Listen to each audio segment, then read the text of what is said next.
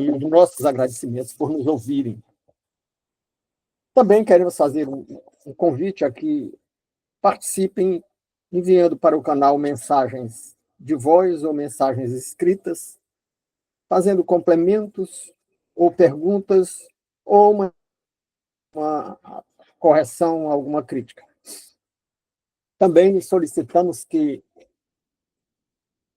os que nos ouvem e participam deem o seu like ou dislike, se não gostarem, com o polegarzinho para cima ou para baixo, e compartilhem, que passem adiante, ou para quem possa gostar, ou para quem tenha críticas a fazer. Também solicitamos que vejam até o fim, porque isso faz com que o canal divulgue mais as nossas gravações. Bem, isto posto, voltemos ao tema que iniciamos domingo passado, que foi baseado num texto que nós enviamos pelo correio eletrônico para os que participam e que demos a notícia de boa notícia. Demos o título de boa notícia. E por que boa notícia? Porque a palavra evangelho tem esse significado, como nós dizíamos no domingo passado. Então, o primeiro item das nossas considerações é lembrar que a palavra evangelho significa boa notícia.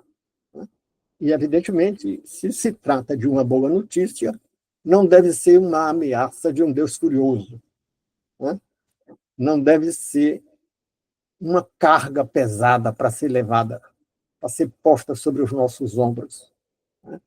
Aliás, tem um versículo que eu nem citei aí no texto, que diz: vinde a mim todos vós que estáis cansados e sobrecarregados, e eu vos aliviarei.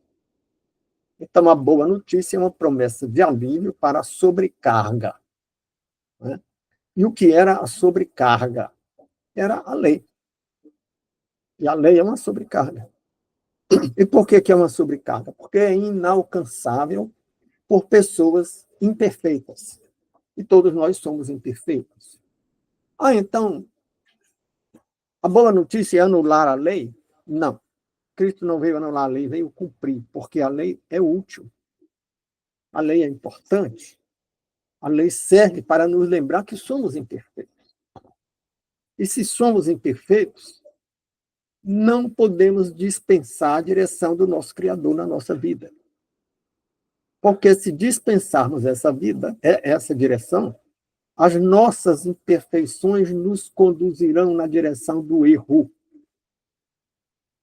E a palavra pecado, entre outros significados, tem o significado de errar o alvo. Então, por que a lei é importante? Porque ela nos mostra que somos imperfeitos e que erramos o alvo. E em que consiste errar o alvo? Errar o alvo é contrariar a obra do Criador. Fazer algo que não coopera, não se coaduna, não se harmoniza com a obra do Criador.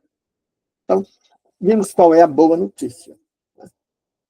E aí tínhamos discutido alguns aspectos que decorrem disso. Se a boa notícia é um alívio da carga, se a boa notícia é a reconciliação com o Criador, com quem nós rompemos quando decidimos viver pelo nosso próprio entendimento, quando decidimos julgar por nós mesmos o que é certo e errado, esse foi um rompimento.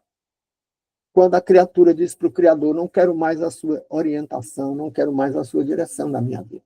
Isso foi, vou seguir o meu próprio entendimento. Isso é comer o fruto da ciência do bem e do mal, como nós temos repetido aqui incansavelmente nos nossos estudos. Mas eu já não me importo eu nunca me importei de repetir, porque eu acho que é oportuno a cada momento em que eu repito.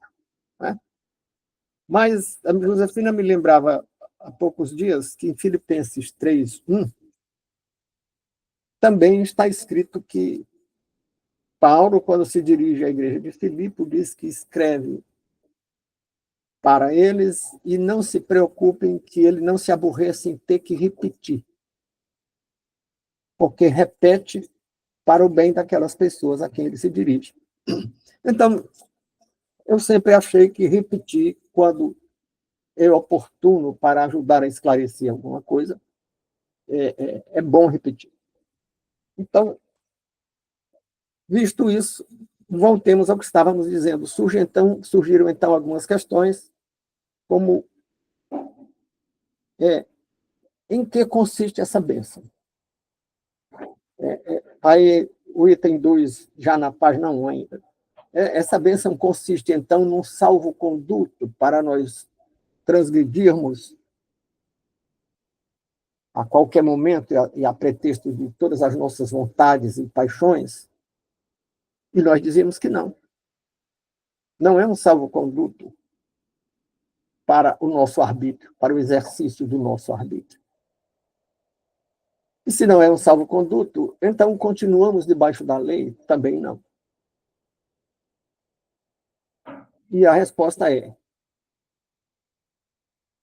a boa notícia é que as nossas imperfeições são reconhecidas, a nossa necessidade de compreensão por parte do Criador é reconhecida, e a justiça na relação do Criador com a criatura não é uma justiça retributiva.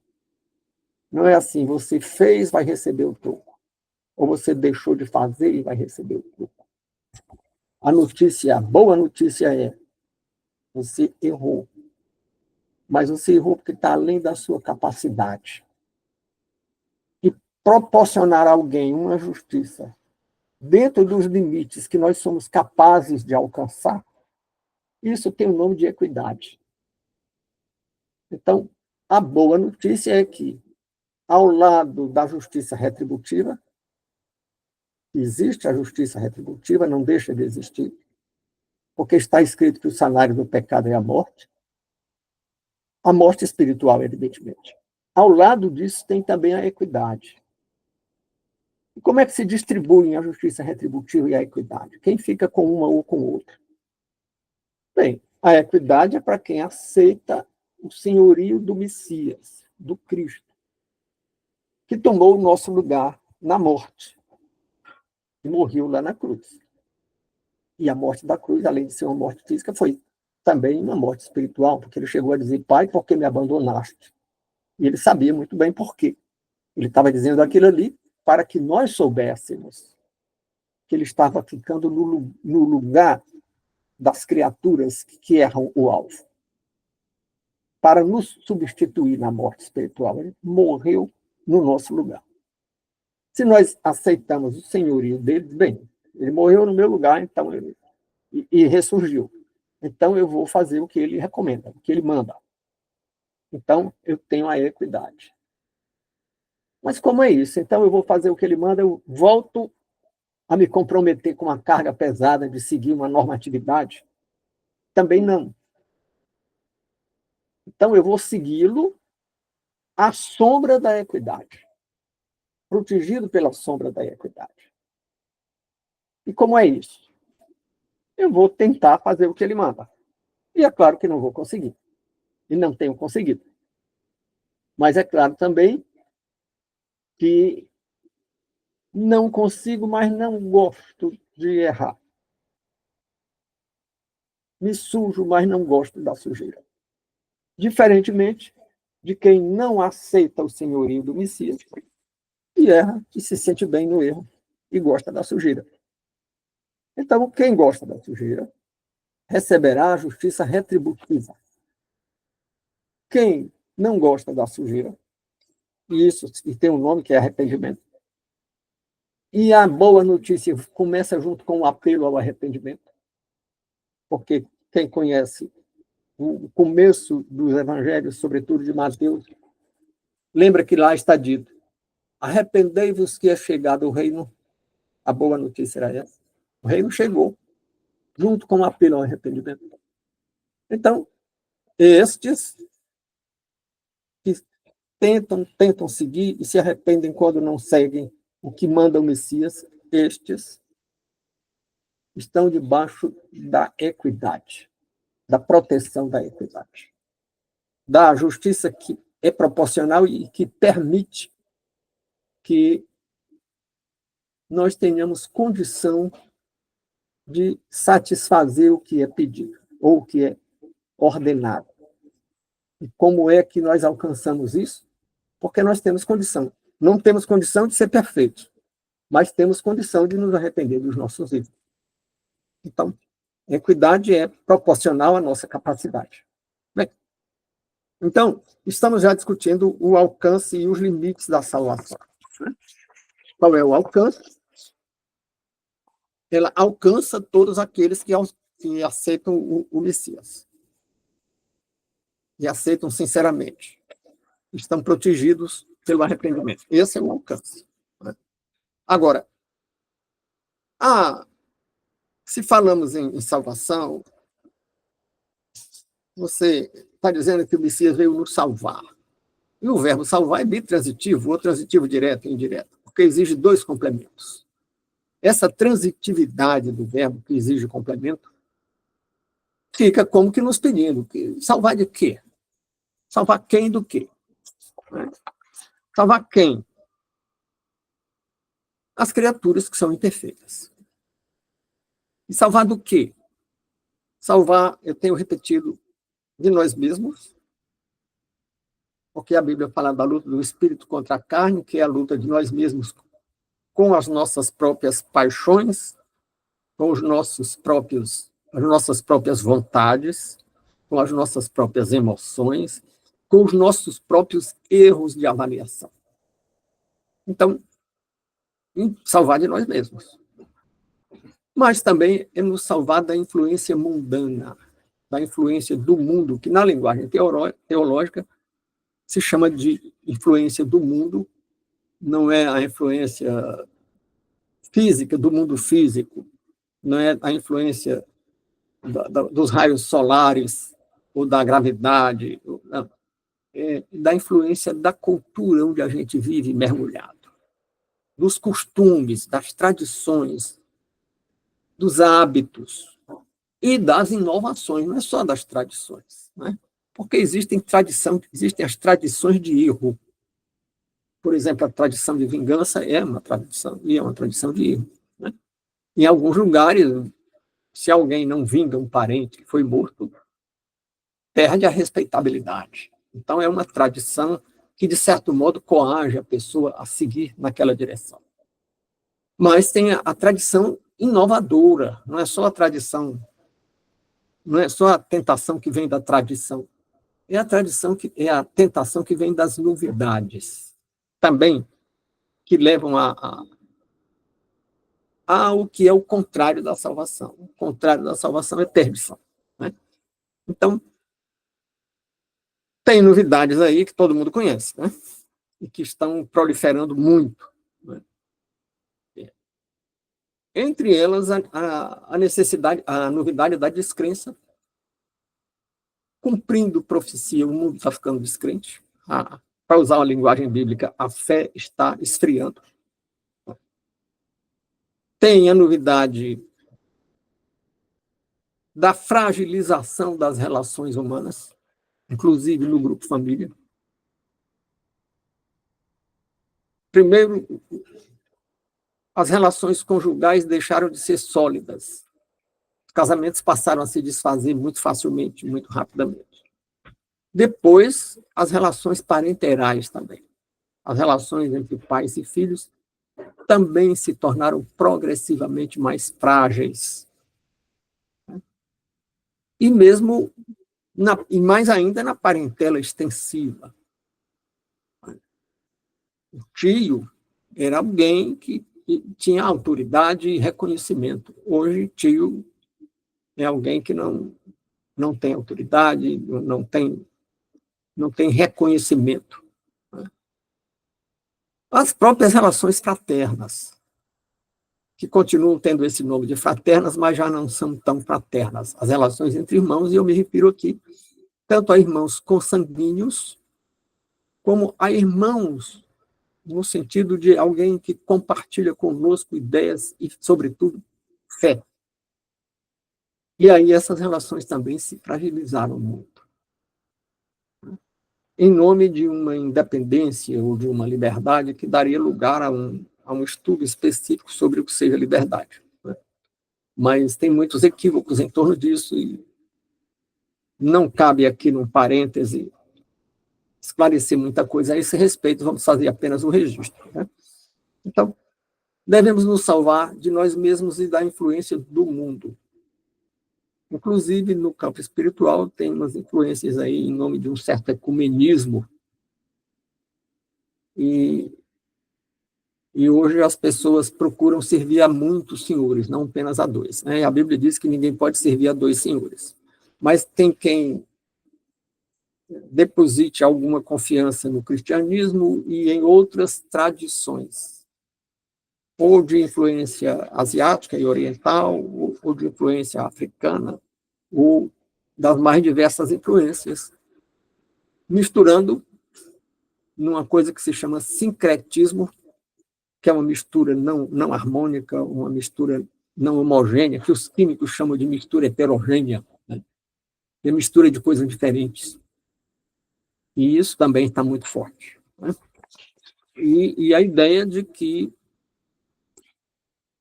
Deus é amor, e porque Deus é amor, nós temos um salvo-conduto, nós temos uma permissividade para transgredir, para agir contra a obra do Criador. E isso é um erro muito propalado. É um erro que entra nas nossas casas, pela televisão, pela internet, e entra até nas igrejas. Né? E o sincretismo está muito forte, porque tem igreja aí repondo a influência judaizante, que era muito forte no primeiro século do cristianismo. Hoje em dia tem gente usando até símbolos do judaísmo dentro de igrejas. Então, temos a salvação de quem? De nós mesmos, da influência do mundo, e temos uma terceira salvação, da influência espiritual maligna. Então, é o que tínhamos visto, né? Tínhamos visto que o sacrifício de Cristo é completo, é perfeito, é suficiente, não precisa de complemento, não precisa de ajuda. O que seria um complemento? Um complemento seria recorrer a outro Salvador. Seria recorrer a outro intermediário entre Deus e os homens. Porque Jesus, o Filho de Deus, que foi posto como intermediário entre Deus e os homens. Ou seja, Deus assumiu também uma identidade intermediária, porque se fez homem, o verbo que se fez carne, para ser um intermediário entre a criatura e o Criador, porque a criatura não tem capacidade de entender o Criador. Então precisa de um intermediário. Lá no livro de Jó já estava escrito isso. Tem uma passagem do livro de Jó em que ele diz, do diálogo com Deus, ele diz: eu precisaria de alguém entre nós, porque eu não tenho estatura para dialogar contigo, Senhor. Então, Jó já profetizava, ou já anunciava, ou já esclarecia no livro de Jó que nós precisamos desse intermediário. E o Cristo foi anunciado como o sacerdote da ordem de Melquisedeque, e o único sacerdote. E sacerdote significa intermediário entre Deus e os homens. Né? E por isso é que os sacerdotes quiseram matá-lo, porque ele, sendo o sacerdote, o véu do templo se rasgando, o véu do templo separava um lugar onde só os sacerdotes podiam entrar. Então, o véu se rasgou quando Cristo morreu, significa que todos nós podemos entrar na presença de Deus. E, portanto, os sacerdotes perderam o emprego e por isso mataram Jesus. Né? Mas essa dimensão da salvação, que nos dá acesso, tem um hino que diz, que faz alusão ao véu ter se rasgado, né? E diz que o véu que separava já não separa mais Deus e os homens, porque tem esse acesso dado. Então, esse é o alcance da salvação. E também o alcance temporal, porque o sacrifício do Cristo é imprescritível, ou seja, ele não se perde com o tempo, ele não sofre nem prescrição, nem decadência. Decadência é quando o titular de um direito, nós temos dado por Jesus. Somos titulares desse direito, não por mérito, mas por graça. Então, esse direito não decai. Ou seja, ele não se perde com o passar do tempo. E nem prescreve. E aí é que está o alcance absoluto do perdão dado pelo sacrifício substituto de Jesus. Porque a prescrição difere um pouco da decadência, porque as duas coisas, prescrição e decadência, são perdas de direito. A decadência se perde um direito só pelo tempo. O tempo transcorreu, você não exerceu um direito, perdeu. É o que acontece com o dono de uma propriedade que alguém ocupa e ele não reclama, e a ocupação fica lá em paz muitos anos, e aí dá lugar a uma prescrição aquisitiva, que é o uso capião. Então, não tem decadência. E prescrição? Prescrição é quando o titular do direito perde o direito porque faz alguma coisa incompatível com aquele direito. Digamos, alguém calunia ou injuria uma pessoa, e aí o caluniado vai processá-lo por calúnia ou por injúria, ou pelas duas coisas, ou por difamação. Mas, durante o processo, ele é visto se confraternizando com quem o injuriou, participando alegremente de uma mesma festa, dividindo uma mesa de bar. Então, o direito que ele tinha de recorrer à justiça contra aquela injúria, aquela calúnia, aquela difamação, prescreve, porque ele teve uma conduta incompatível com um pedido de castigo para o transgressor. Mas a equidade e a eficácia e o alcance do sacrifício do Cristo afasta a possibilidade de prescrição. Nós não perdemos o direito à salvação, dado de graça pelo sacrifício de Jesus, porque cometemos erros. Por isso ele é imprescritível. E também não é susceptível de decadência. Mas tínhamos lembrado mais de uma vez ao longo do texto que serve de base às reflexões do domingo passado e de hoje, que isso não é um benefício permissivo, não é, volto a repetir, um salvo-conduto para as nossas arbitrariedades. E por isso eu lembrava o Gálatas 6,7, que diz, não erreis, Deus não se deixa escarnecer, porque tudo que o homem semear, isso também ceifará. Bom, e finalmente tínhamos visto o alcance da decisão de seguir a Cristo, que já comentamos agora. O alcance é imprescritível e também não sofre decadência. E vimos que, por isso mesmo, continua tendo lugar a admoestação e a exortação. A admoestação é apenas um aviso, é apenas uma advertência. Olha, cuidado que esse caminho aí não é bom. Você está indo por um caminho que não é bom. Cuidado que você está errando. Isso é uma admoestação. Agora, portanto, ela tem um caráter benévolo. Outra coisa é uma exortação. Uma exortação já pode ter um puxão de orelha. Uma exortação já pode ter uma sanção, que no direito a gente chama de sanção penal, né? Bom, agora,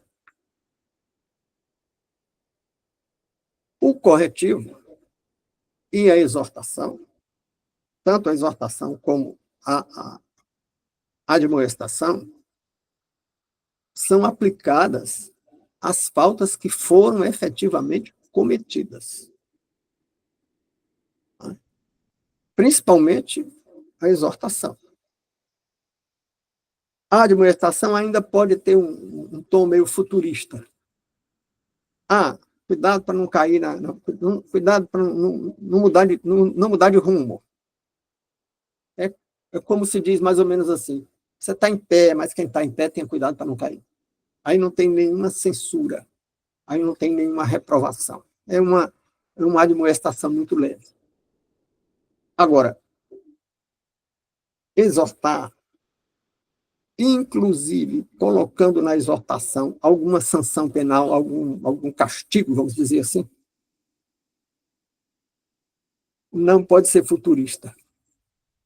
Não podemos reprovar alguém porque a pessoa poderá trazer algum mal-estar às nossas relações ou às relações de uma comunidade.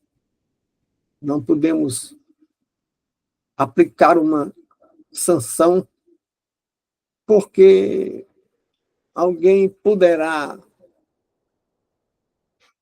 ter uma conduta ou provocar em terceiros uma conduta indesejável. Jamais poderemos estabelecer restrições para alguém para que terceiros não sejam afetados por alguma coisa que aquele alguém que nós estamos castigando não tem nada a ver, não está fazendo nada para acontecer. Ah, mas já fez. Bom, se já fez, cabe uma exortação. Né? Se já fez, pode caber uma sanção.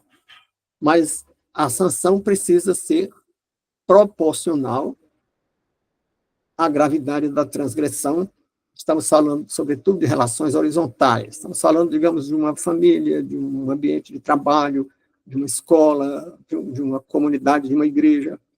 Então, ali, estamos tratando de relações horizontais, as relações entre colegas, entre parentes, e, no caso das igrejas, entre irmãos. Mas essas relações não podem servir de pretexto para uma sanção, porque um terceiro poderá ter alguma atitude ou se auto-infringir algum incômodo, porque se sente mal em relação a alguma coisa que não está sendo provocada,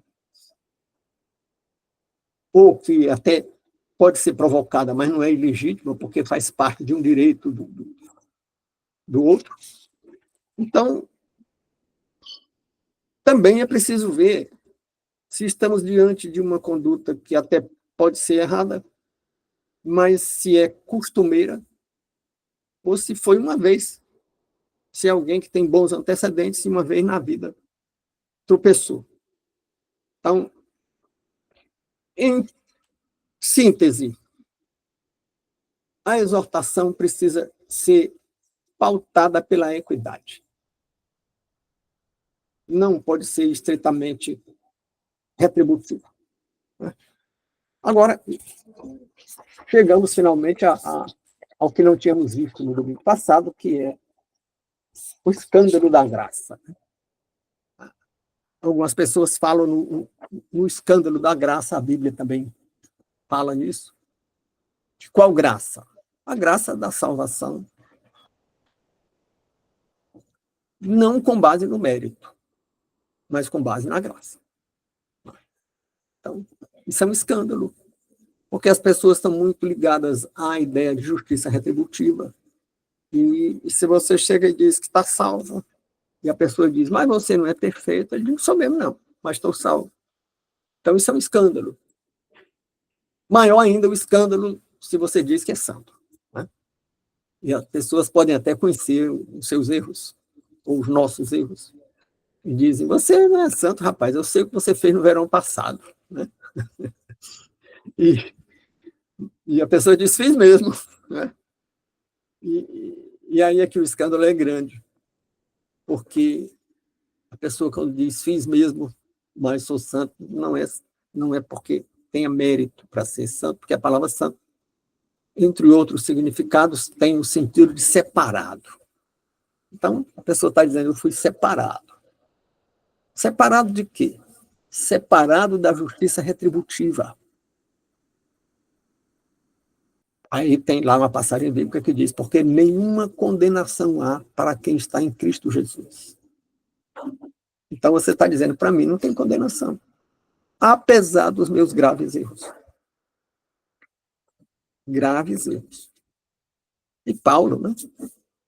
Paulo, se não teve participação ativa, foi conivente com crimes de perseguição aos cristãos, inclusive com apedrejamento do primeiro mártir do cristianismo. Né? Então, ele tinha as mãos sujas de sangue. E, no entanto, foi convertido e, para ele, não tinha mais condenação. Né? E ele disse, apesar do miserável homem que eu sou. Então, todos nós somos miseráveis criaturas. Mas, se aceitamos a Cristo, temos um escandaloso, entre aspas, né? Um escandaloso benefício de estarmos livres das nossas culpas. Né? Ah, mas isso é justo? É. É porque é equidade. É porque é proporcional às nossas possibilidades. Porque não é uma cobrança acima das nossas possibilidades. Então, a equidade é a justiça de Deus. Ah, mas então a justiça retributiva, que Deus também tem justiça retributiva para quem não está em Cristo, então ela é injusta? Também não. Ah, mas não é a cobrança, está acima das possibilidades? É, está acima das possibilidades. Mas a pessoa não aceita porque não quer a equidade. Porque ele diz, vinde a mim, todos vós que estáis cansados e sobrecarregados, e eu vos aliviarei. Ah, mas eu não vou, não. Ah, bom, então você não vem porque não quer. Então, a justiça retributiva não está acima das possibilidades, porque está dentro das suas possibilidades aceitar o convite do fardo leve, do jugo suave. Vinde a mim que o meu fardo é leve e o meu jugo é suave. E que fardo leve é esse? O fardo leve é de não gostar dos erros que cometeu. O fardo leve é o arrependimento sincero. Não é a perfeição. A perfeição é um fardo pesado demais que a gente não suporta. Né? Então, o escândalo da graça é esse. Mas por que tem que ser assim? Tem que ser assim porque, ao rompermos as relações com Deus, chamando a nós mesmos o juízo moral, ou seja, a capacidade de dizer o que é certo e errado, e de nos orientar a nós mesmos em vez de seguir a orientação do Criador, isso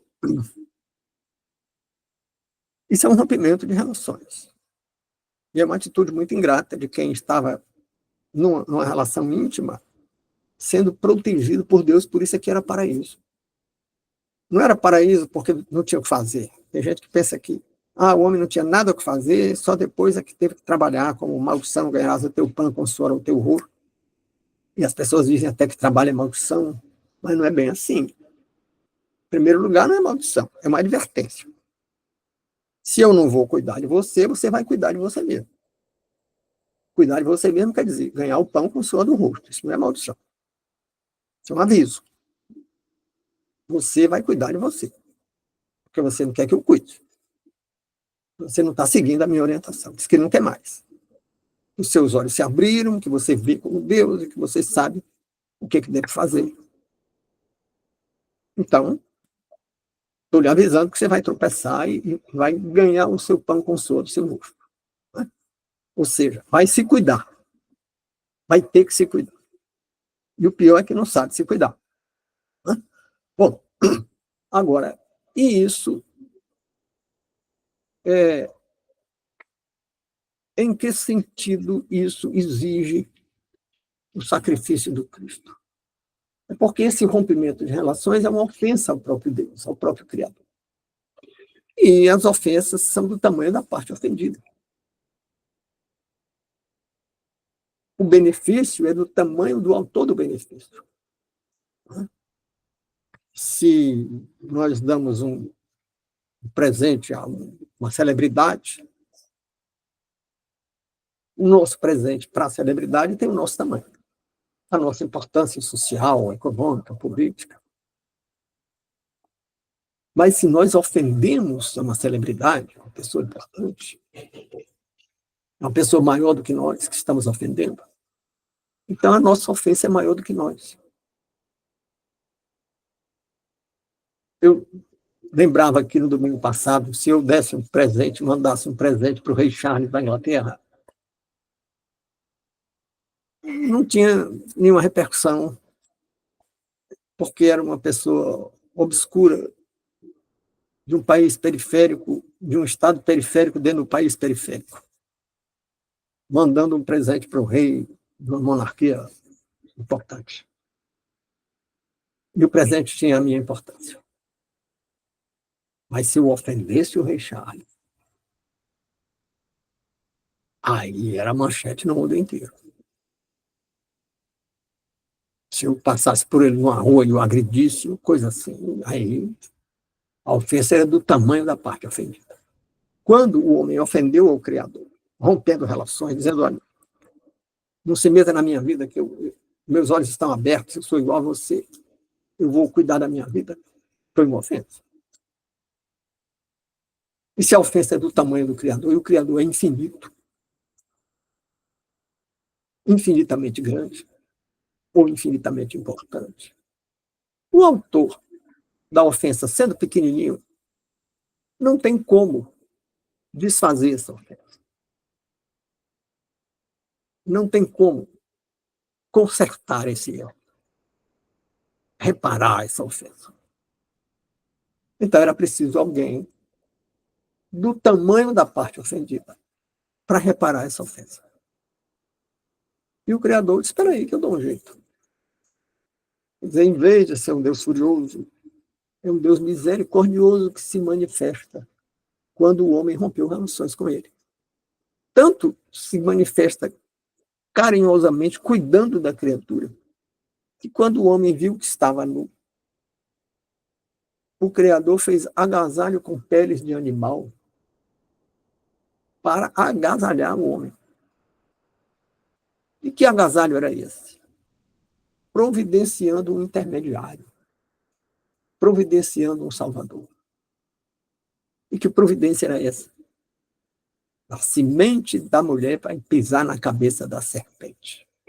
Era o agasalho. E a serpente vai morder o calcanhar da semente da mulher. E a semente da mulher, a promessa se cumpriu, pisou na cabeça da serpente lá na cruz. Como é que pisou na cabeça da serpente? Providenciou a reconciliação da criatura que tinha ofendido o Criador infinitamente grande e importante. Fez a reconciliação ali. Ficando no nosso lugar de ofendor, de quem ofendeu, de parte ativa da ofensa. Então pisou na cabeça. E se cumpriu também a promessa que a serpente iria morder o calcanhar da semente da mulher. Da semente descendente. Né? E mordeu, tanto mordeu que Jesus morreu. E por que no calcanhar? Porque foi uma ofensa, foi um ataque sem eficácia. O calcanhar só é um lugar mortal para o Aquiles, na mitologia grega. O calcanhar não é lugar mortal para ninguém. Né? Tanto não é que o Cristo morreu, mas 3 dias depois estava vivo de novo. Né? Então, o escândalo da graça é esse. É um escândalo que pessoas imperfeitas sejam tratadas como se santas fossem.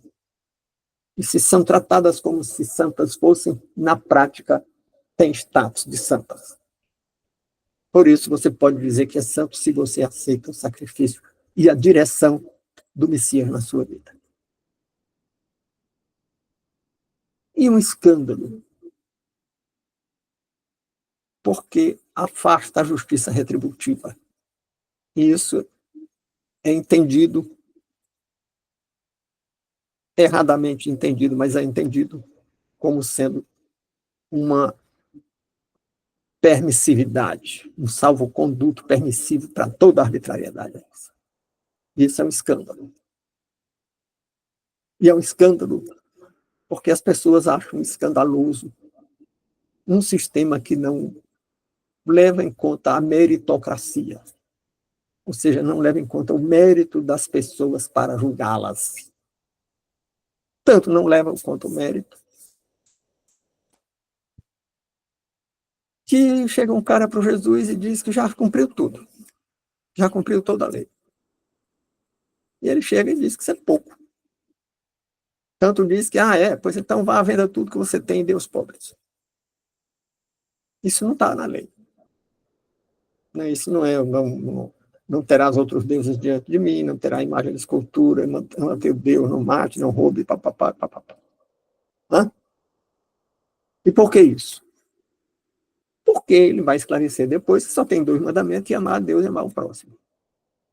E é um mandamento muito exigente, ao contrário do que as pessoas pensam. Porque se ele amasse o próximo igual a ele mesmo, ele vendia tudo que tinha e dava. Ele não gosta que as coisas sejam dele, mas ele não ama os outros do jeito que ama ele mesmo, então do jeito que ele tem a posse e a propriedade do seu patrimônio, ele transferiria isso para os outros. Então, Jesus estava dizendo, olha, se você quer valorizar os seus méritos, então vá às últimas consequências. Porque pela metade não vale. Ou é ou não é. Então, essa exclusão da meritocracia é escândalo. Então, esse é o escândalo da graça. E esse escândalo da graça provocou a rejeição do cristianismo pelos judeus. E mais tarde, ou logo em seguida, tanto pela influência judaizante como pela influência helenista, dos gregos, o cristianismo começou a sofrer uma impregnação de um lado vinda do judaísmo, de outro lado vinda do paganismo. E aí começou uma ideia de que deveria haver meritocracia. E o que seria essa meritocracia? Aí é claro que não poderia ser infalibilidade. Não poderíamos ser infalíveis. Não poderíamos não errar em nada. Então, essa meritocracia passa a exigir que o mérito se desloque da conduta perfeita para sacrifício. Eu não sou perfeito, mas eu vou fazer uma promessa, eu vou andar de joelho, subir uma escada de joelho, ferir meus joelhos. Isso é mérito. Não é. Isso é uma tentativa de reparar a ofensa feita ao Criador, mas é uma tentativa feita por quem não tem estatura para promover a reconciliação. Então, não tem alcance para solucionar o problema. Mas tem também um outro caminho que também termina sendo indiretamente um mérito. Eu não tenho capacidade de me reconciliar com o meu Criador pelo tamanho das ofensas que eu fiz e faço. Então eu vou me valer de algum intermediário. Então eu vou apelar para alguém que seja intermediário entre Deus e os homens. Então eu vou procurar um líder religioso de carne e osso e vou falar com ele. Inclusive, debaixo do manto do sigilo, ele vai ter a obrigação de não dizer para ninguém o que é que eu vou contar para ele, do meu arrependimento sincero. Então, ele vai ser um intermediário. Ou eu vou procurar um intermediário maior do que qualquer homem de carne e osso. Um intermediário espiritual. Que seja alguém que já morreu, mas que era perfeito. E era santo no sentido de perfeito. E que vai intermediar a minha relação com o meu Criador. Ou vou procurar alguém do mundo celestial. Outro alguém que não seja o Cristo. E aí também não dá certo. Porque está escrito. Ninguém vem ao Pai, eu sou o caminho, a verdade e a vida, e ninguém vem ao Pai senão por mim. Senão por mim. Então não tem outro intermediário. Mas eu posso me aperfeiçoar gradualmente em sucessivas vidas. Mas está escrito lá em Efésios que ao homem é dado viver ou morrer só uma vez, depois vem o juízo. Né? E também não faria sentido do ponto de vista lógico, porque se eu erro e vou passar por uma vida difícil, para ter um karma, para purgar os meus erros, isso não me aperfeiçoa, porque o sofrimento me torna mais amargo. Então, as sucessivas vidas não me tornariam mais perfeito. Muito provavelmente me tornariam pior. Também porque, se assim fosse, se há milhares de anos nós estivéssemos nos aperfeiçoando em sucessivas vidas, o mundo estaria cheio de gente boa, cheio de gente perfeita. Veja bem, eu estou falando com algumas pessoas aqui agora, mas eu estaria aqui na 20ª edição do Rui Martins, ou pelo menos na 10ª edição. Eu teria passado por 10 vidas, e em 10 vidas eu teria aprendido muita coisa. Eu teria sofrido muito para purgar os meus erros. Então eu deveria ser quase perfeito, ou mesmo. Né? Então, se todo mundo fosse assim, eu estaria na 10ª edição, aí o meu amigo Alexandre estaria na 20ª edição, aí a Aline estaria na 15ª edição, a Josefina estaria na 30ª edição, e todos nós seríamos muito melhores. E o mundo seria feito de pessoas aperfeiçoadas. E isso não se verifica, isso não se observa empiricamente. Então, isso é sabedoria dos homens, né? Contrariando o princípio bíblico que diz: não te estribes no teu próprio entendimento. Lá no livro de Provérbios, nos Provérbios de Salomão. Né? Então, chegamos a uma doutrina de salvação baseada no perdão, pelo sacrifício substituto de Cristo. Então, façamos aqui uma breve reflexão sobre o que seja perdão, esse perdão que leva à equidade, né? À proporcionalidade. E aí eu costumo decompor o perdão em 2 etapas, né? Ou em 2 dimensões diferentes. Tem o perdão que é conduta de perdão. E como é essa conduta? Significa tratar a parte ofendida, tratar ao ofensor, a quem o ofendeu, como se a ofensa não tivesse acontecido. Então, fulano ofendeu o cicrano. E cicrano trata fulano como se ele não tivesse feito a ofensa. Conduta. Conduta é ato voluntário. Ninguém pode dizer, eu não consigo perdoar. Não quero saber se você não consegue ter sentimento. Não estou falando de sentimento. Estou falando de conduta. Conduta é ato voluntário. E todo mundo pode agir livremente, como se tivesse perdoado. Esse é o passo. E esse é um passo que se coaduna com a harmonia em relação à obra do Criador. Porque é um passo que evita o agravamento de tensões e de conflitos. Além disso, há uma outra dimensão do perdão, que é aquela do sentimento. Eu não tenho mais nenhuma mágoa. Aí não é ato voluntário. Sentir amor, sentir rancor, sentir admiração, sentir desprezo. Nada disso é ato voluntário. E certamente não tem mandamento para ato involuntário. Não tem um mandamento bíblico assim. cresça mais, tenha mais de 1,80 m. Não tem. Não tem um mandamento bíblico assim.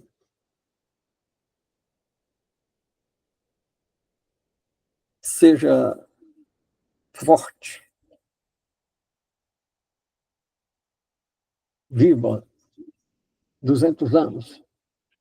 Não, não são atos voluntários. Cresça mais cedo, seja adulto aos 5 anos de idade. Não tem. Né? Porque não são atos voluntários. Mas tem mandamento para perdoar. Então, esse mandamento primeiro incide sobre a conduta do perdão. Você pode estar cheio de mágoa até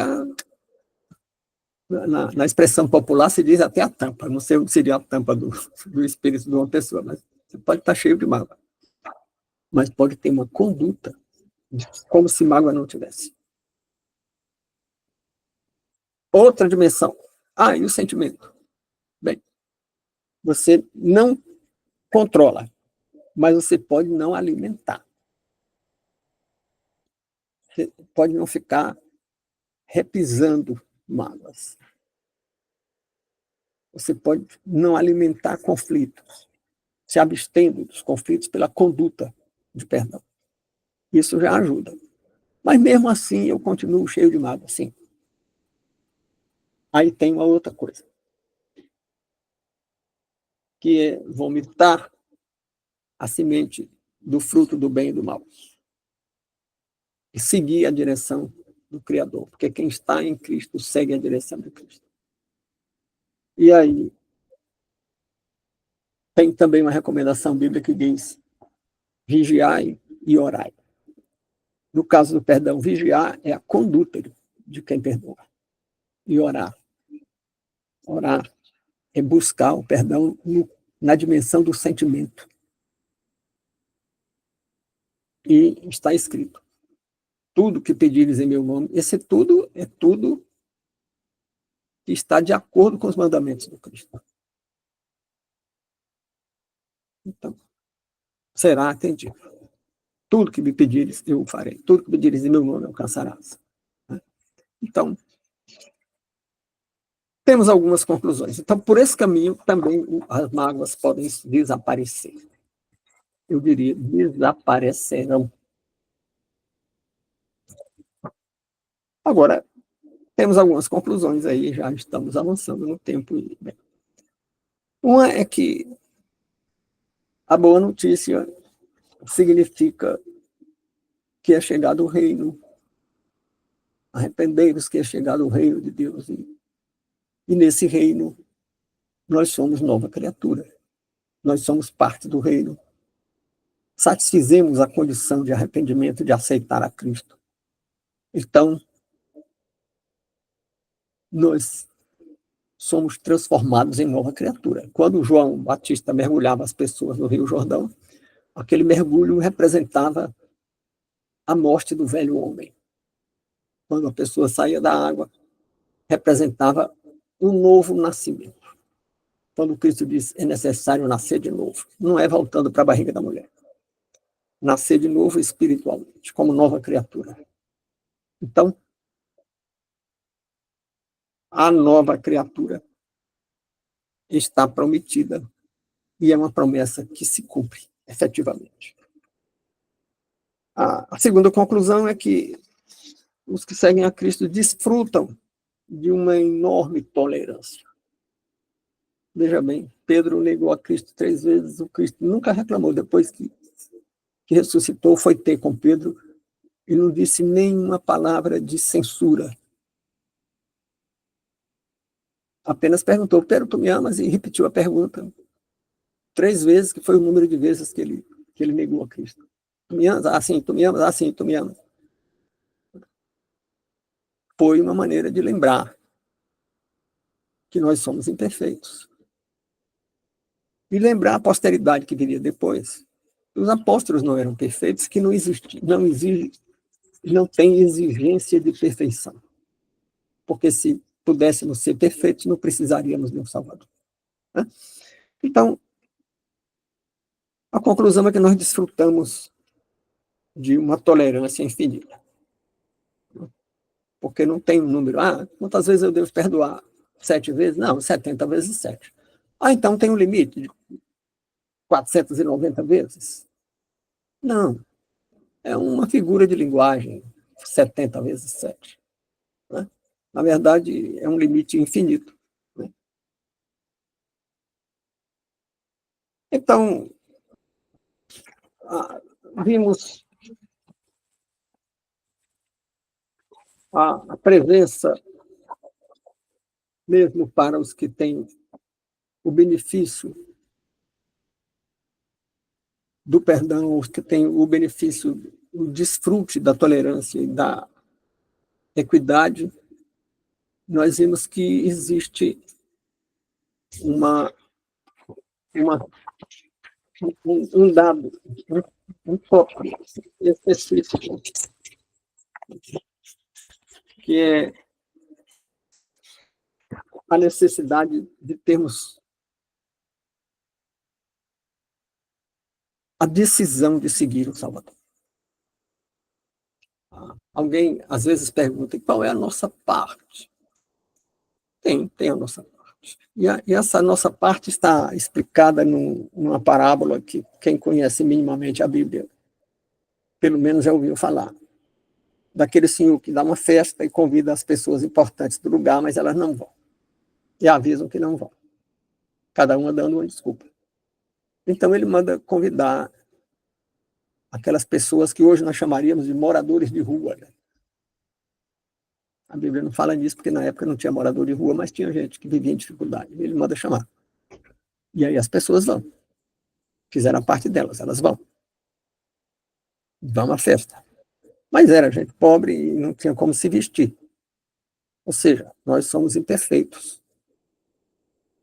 E não temos como nos apresentar diante de Deus com as nossas imperfeições. Mal vestidos. As roupas são as nossas condutas, sentimentos e pensamentos. Então, o anfitrião da festa manda distribuir roupa nova para eles. Qual é a roupa nova? São as vestes da nova criatura. E eles aceitam, fizeram a parte deles, aceitaram o convite de comparecer à festa e aceitaram as roupas novas.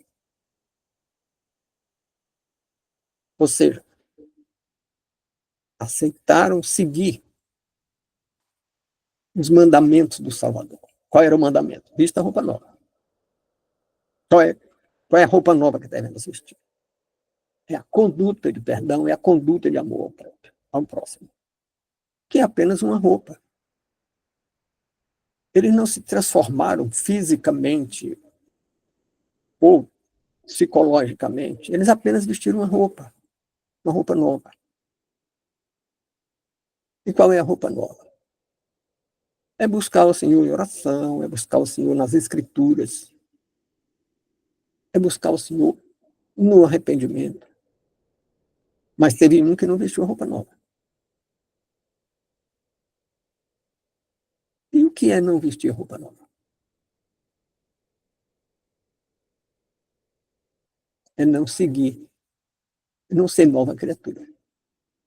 E qual é a diferença da nova? Toda nova criatura erra. Por que tem uma nova criatura que erra e é nova criatura, e tem outra criatura que erra e não é nova criatura?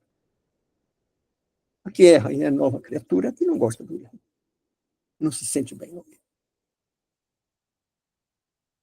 E a que erra e não é nova criatura porque errou, é porque errou e gosta do erro e repete o erro e justifica o erro.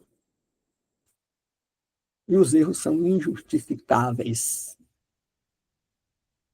Então está todo mundo condenado se o erro é injustificável? Também não. É injustificável, mas mesmo sem ser justificado do ponto de vista da justiça retributiva, ele é justificado na pessoa substituta do Salvador. É injustificável, mas está justificado. Parece uma contradição, é um paradoxo lógico. É injustificável, mas está justificado. É um paradoxo lógico, mas é um paradoxo divino. Real e verdadeiro. E são muitos os testemunhos nesse sentido. no poder transformador da nova criatura ao aceitar a direção do Senhor. Bom, mas eu estou falando demais já, e não quero abusar do tempo. Quero apenas agradecer a audiência dos que estiveram presentes e dos que assistirão posteriormente, porque a essa hora alguém pode não ter tempo, ou pode até estar dormindo ainda, e poderá ver depois e comentar. Vamos concluir a gravação para que quem queira se manifestar fora da gravação, sem que a manifestação vá para o canal, fique à vontade. Muito obrigado. Compartilhe, dê o like e mande para o canal os seus comentários. E fique, depois do canal, para um bate-papo mais descontraído. Muito obrigado e até